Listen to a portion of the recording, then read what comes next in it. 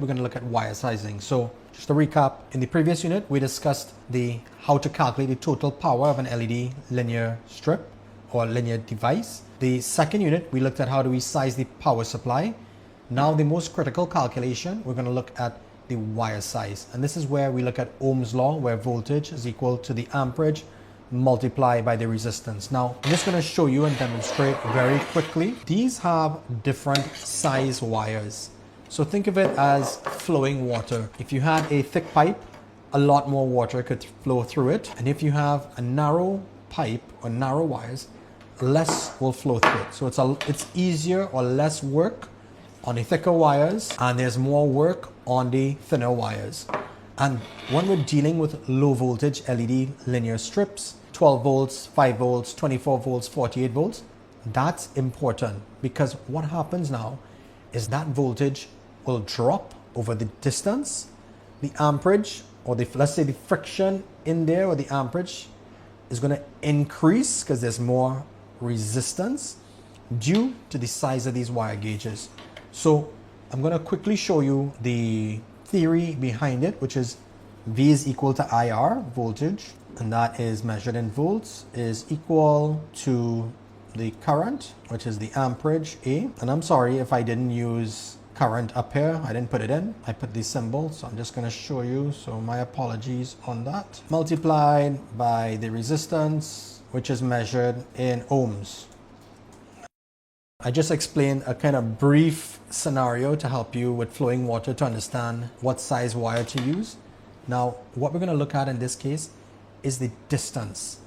So what's critical for us is from power supply, which is the source supply, all right? And at the LED strip, we want to know the total power. Let's build on the previous unit. We said our LED light in theory was consuming 42 watts. Let's say that this LED light wasn't just installed behind me, but this LED light was installed, let's say 100 feet, and for people who use metric, let's say 50 meters away. So let's do two calculations to drive the point home. I'm going to do a small table. First example, it's a 12 volt light. It is 42 watts in power, total power consumption. Based on the theory, we know that it's actually consuming 30.5 or 30 or 31.8 based on the power supply used. We're saying it's 100 feet away from our power supply. So let's see what the voltage drop looks like. You could just go and Google voltage drop calculator. There are a lot of neat apps out there. I could list them in that you could use for calculating voltage drop, but we're just going to Google a voltage drop calculator and see what happens. So now we have a voltage drop calculator, and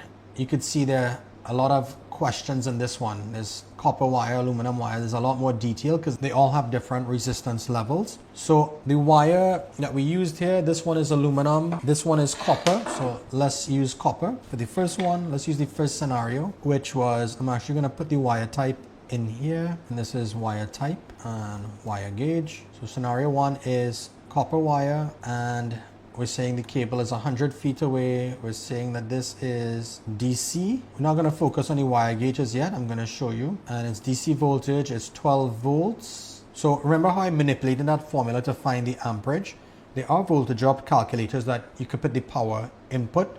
But this one on the internet, I'm just going to show you that we have to rework the amperage, and in this case we are going to take 42 watts divided by 12 volts, so that's 42 watts right here divided by 12 volts, and if I say this divided by this, I'm just going to show you, it's 3.5 amps. So let's get back into here and put 3.5.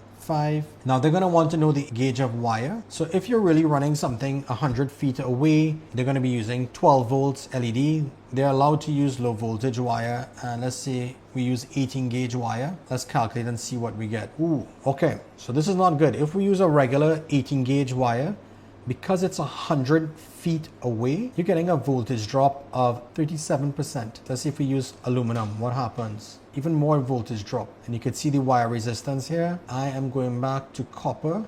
That's what we normally use in our business. How do I compensate for this voltage drop? One thing is, remember we spoke about flow. We could increase the flow or increase the size of the wire. So let's try doing that. Let's increase it to a 16 gauge wire and see what happens. All right, now it's getting better. We lost 2.8 volts and it's now 23% in voltage drop, but now that LED is still going to be dim because of the loss of voltage, and then you're increasing the amperage in the wire itself. So when we do further manipulation, we're going to see that if we go down to a 12 gauge wire, we're going to see that we're losing 1.1 volts at 12 AWG. So it's not feasible to run a big 12 gauge wire across. What you would want to do is use probably a higher voltage LED, use more conductors. So if we use more conductors, we would decrease this value. So let's say we use 2 conductors, right? And we use 12 gauge wire. Now I don't have to use a 12 gauge wire. Let's try 18 gauge wire. And let's say we used 4 conductors instead, or we used something that brought us down to about 1. So you have to manipulate these parameters of wire gauge, the load, how many conductors you should use to take the load that far, or even having a higher voltage LED would help. Let's look at 328 feet and the amperage was 3.5 and we were using a 12 volt LED. Now we're negative. Now that would never happen using that gauge of wire. Let's put 48 volts. We still have a large voltage drop. So running an LED 100 meters or 328 feet away that is consuming 3.5 amps or 3.5 times 48 volts to give you the power output, which is 168 watts, it's still not feasible to use an 18 gauge wire. You have to use something that is a lot larger in size. So you would use a 12 gauge wire in this scenario to reduce voltage drop. The whole wire and size technique is really to highlight what gauge wire we should use, how many parallel conductors are needed to ensure that the voltage drop is minimized, and to manage voltage drop. Remember, if we lose voltage, we're going to lose the LED brightness. We're also going to unnecessarily increase the amperage in the wire, and that could really heat the wires up. The second thing we want to do is size the correct wire so that we can circumvent that voltage drop for a safer and a more efficient installation. And 3, you want to prevent light loss. Most important, if the LEDs are not powered correctly, you're going to have a drop in brightness. So wire sizing is critical in every project that you do. And again, the factors that can be manipulated are the voltage of the LEDs, the load of the LEDs, and how many parallel runs you use. So if you have 100 watts of LED and it's on one run, it's 100 watts. If you use 2 wire connections from the power supply, it's now 50 watts. If you use 4 connections from the power supply, 4 parallel connections from the power supply, you've now made it 25 watts. And finally, using the right size wire to prevent light drop or drop in brightness in your project. So always have access to a voltage drop calculator.